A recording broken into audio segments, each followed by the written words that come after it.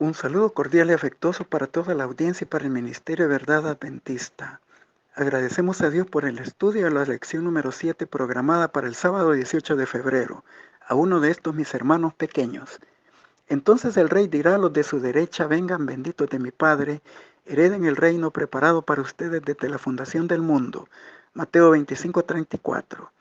En Deuteronomio 15:11 se registra la dolorosa realidad del drama humano a través del tiempo.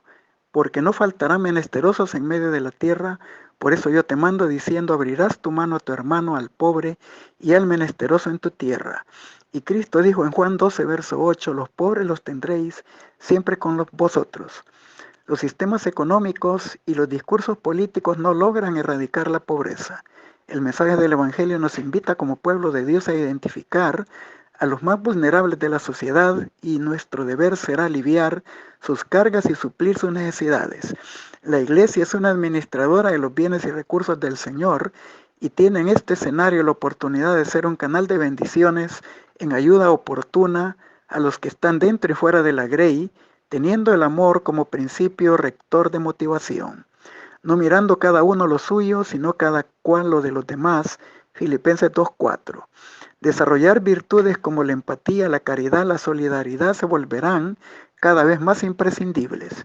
En el Antiguo Testamento se mencionan personas azotadas por la diversidad de situaciones adversas y que Dios apeló a la generosidad de su pueblo en ayuda de ellos. Los extranjeros, que podríamos más bien llamarlos inmigrantes, los que huyen de sus países de origen en búsqueda de condiciones más humanas, los huérfanos que perdieron a sus progenitores por la muerte, las viudas que perdieron a sus cónyuges y que no poseen apoyo económico, personas con capacidades especiales y enfermos y ancianos de tercera edad, son parte del grupo que Cristo llamó mis hermanos más pequeños, en Mateo 25 del 35 al 40. Cubrir sus necesidades de alimento, hospitalidad y vestuario y techo y abrigo, salud y ayuda espiritual son consideradas por Cristo como hechas a Él mismo. En Lucas 8:21 le llama a sus hermanos a los que oyen la palabra y lo obedecen. En Mateo 12:50 los que hacen la voluntad de su Padre Celestial. Y en Mateo 23:8 los que siguen sus enseñanzas. Así que tengamos la oportunidad, hagamos bien a todos y mayormente a los de la familia de la fe. Gálatas 6, verso 10. Ayudar a los desamparados dentro y fuera de la grey es otra área de la fidelidad que refleja una auténtica experiencia cristiana de conversión a la fe. En nuestro estudio nos centraremos en tres aspectos del Evangelio en relación a los que sufren. Primero, leyes bíblicas para ayudar a los pobres. Segundo, la vida y el ministerio de Jesús. Y tercero, ejemplos bíblicos que nos apelan al cuidado de los pobres. Finalizando con las aplicaciones pertinentes. Comenzamos con leyes bíblicas para ayudar a los pobres. En Éxodo 23, 10 y 11 leemos: 6 años sembrarás tu tierra y allegarás tu cosecha, pero el 7º año la dejarás libre para que coman los pobres de tu pueblo, y lo que quede comerán las bestias del campo, así harás con tu viña y tu olivar. La Biblia enseña claramente que es el pecado la causa de la miseria y el sufrimiento y de la desgracia humana, pero también nos enseñan principios de justicia que pueden hacerle frente a estos azotes que llevan a necesidades extremas. Dios libertó a Israel de la esclavitud de Egipto y era su deseo inculcarles un trato justo para con sus hermanos de sangre.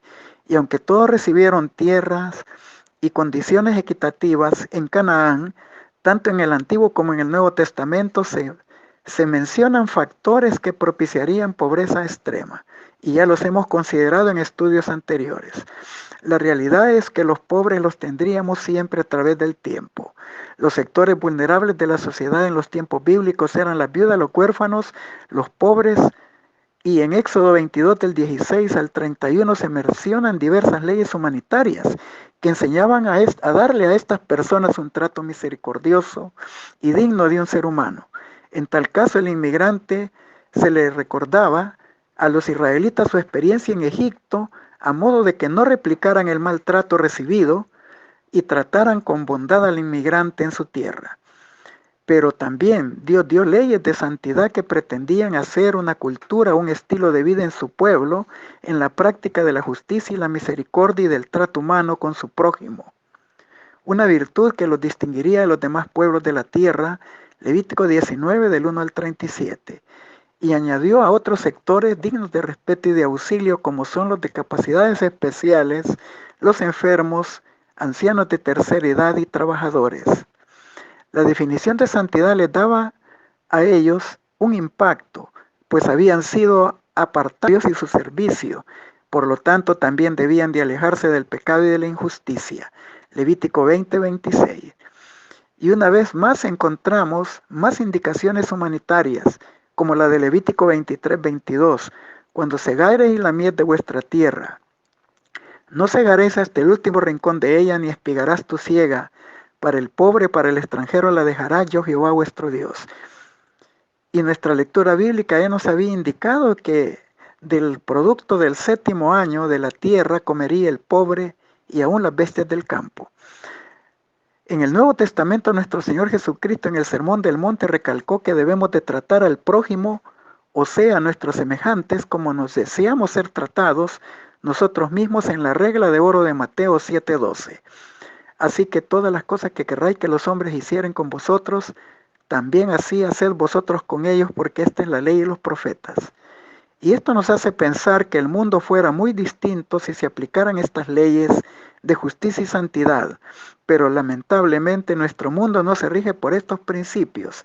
Sin embargo, la presencia de los pobres y vulnerables de la sociedad nos dan la oportunidad de servir y ser semejantes a Cristo en el trato de suplir sus necesidades. Gálatas 6:2. En el Antiguo Testamento se entendía la frase tu hermano, aún congénere, pero en el Nuevo Testamento ya mencionamos que se refiere a los compañeros de la fe. Ellos dentro y fuera de la grey pueden ser considerados estos mis hermanos más pequeños. Los salmos van un paso adelante en atender las necesidades que no se limitan a suplir alimento, vestuario o techo. Defiendan al débil y al huérfano, hagan justicia al afligido y al menesteroso, libren al afligido y al necesitado, líbrenle de la mano de los impíos. Salmo 82, versos 3 y 4.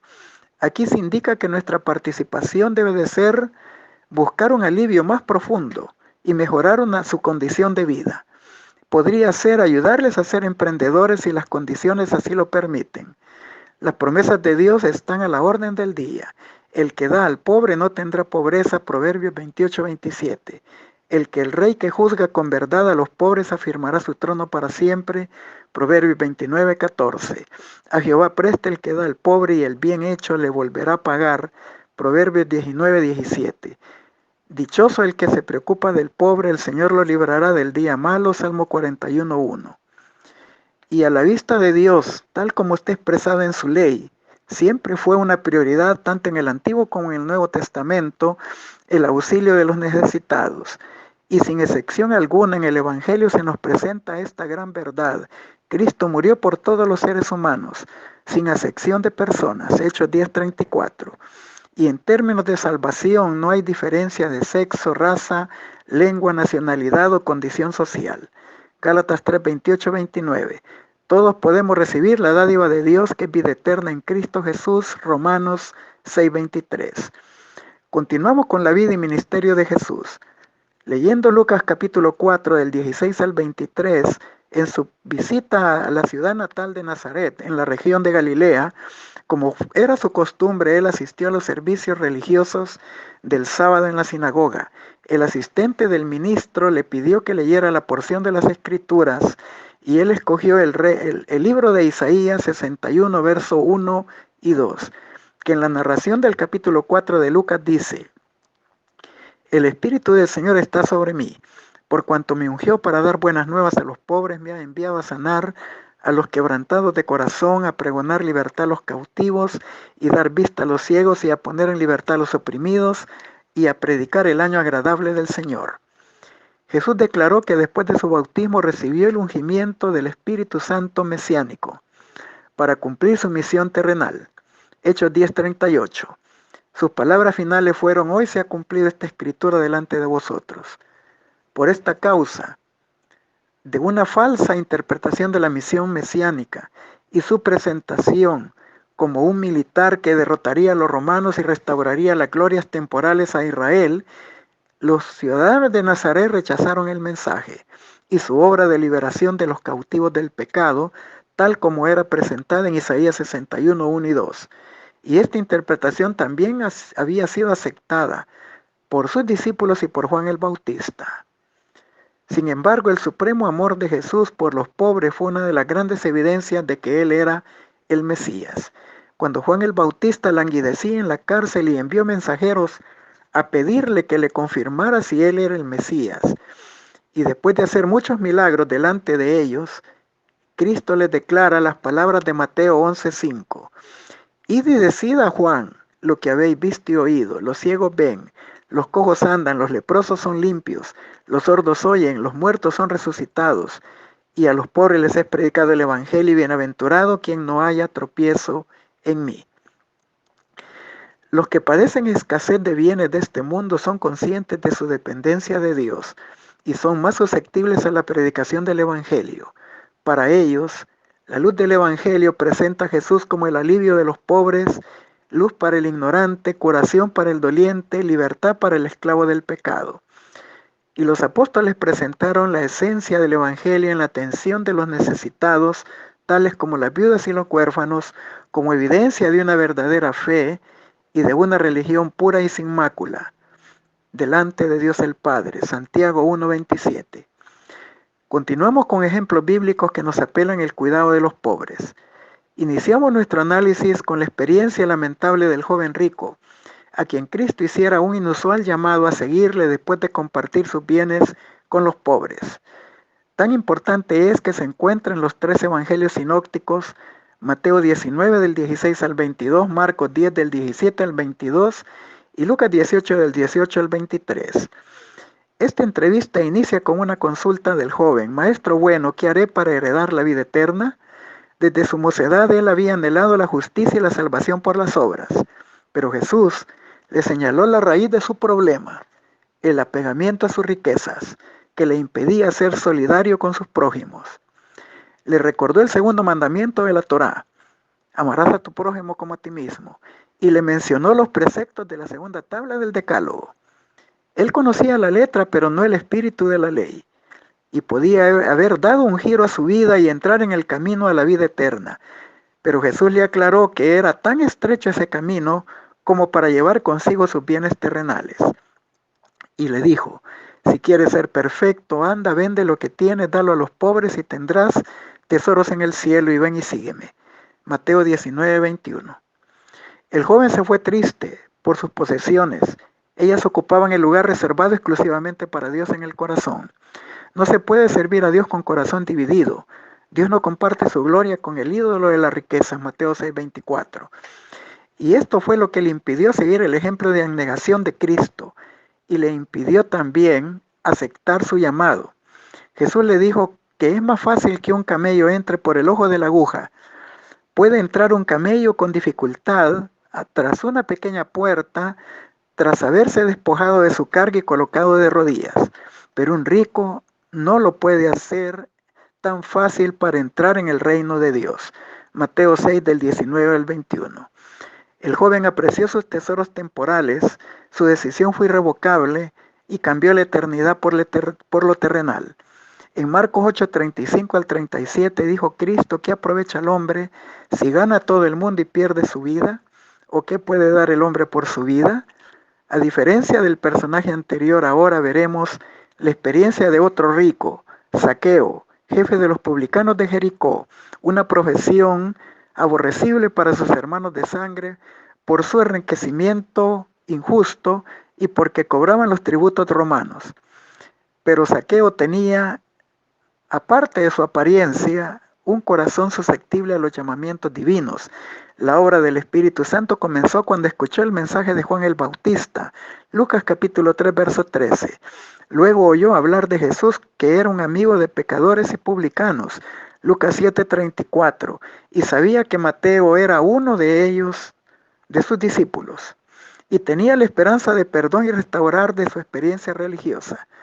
Se encontraba en lo alto de un árbol de sicómoro cuando el maestro pasó por dicho lugar y le dijo: Zaqueo, date prisa, desciende porque hoy es necesario que pose en tu casa.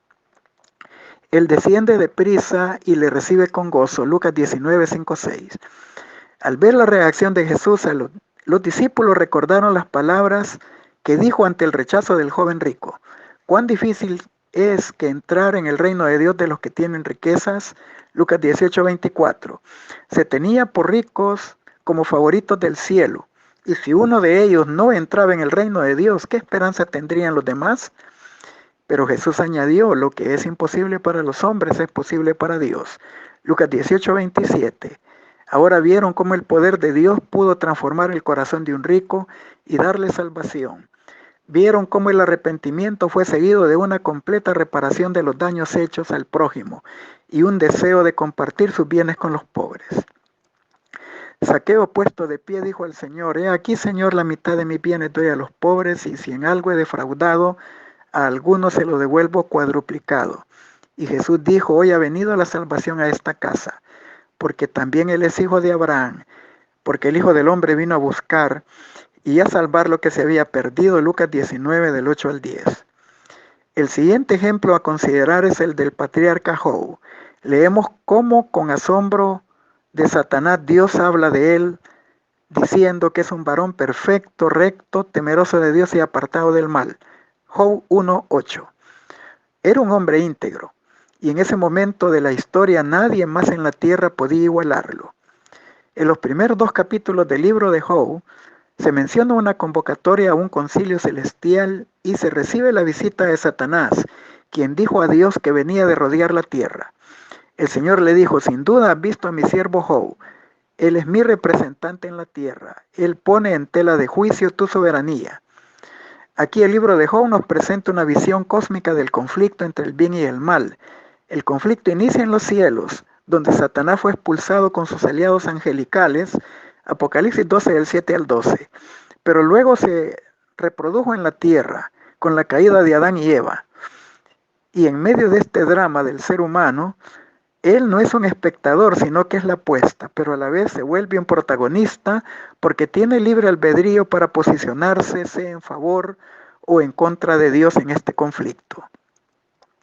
Aunque el pecado es la causa de la desgracia y la miseria del ser humano, el libro de Job declara que el drama del patriarca no fue causado por uno o más pecados que él hubiera cometido, como se creía en Israel, sino por la acción directa de Satanás, originador del pecado. Cristo describe la obra del diablo en Juan 10:10 como el ladrón que viene a hurtar, matar y destruir. Satanás atacó a Job por ser un fiel súbdito de Dios que revelaba ante el universo que él no era un soberano en el mundo.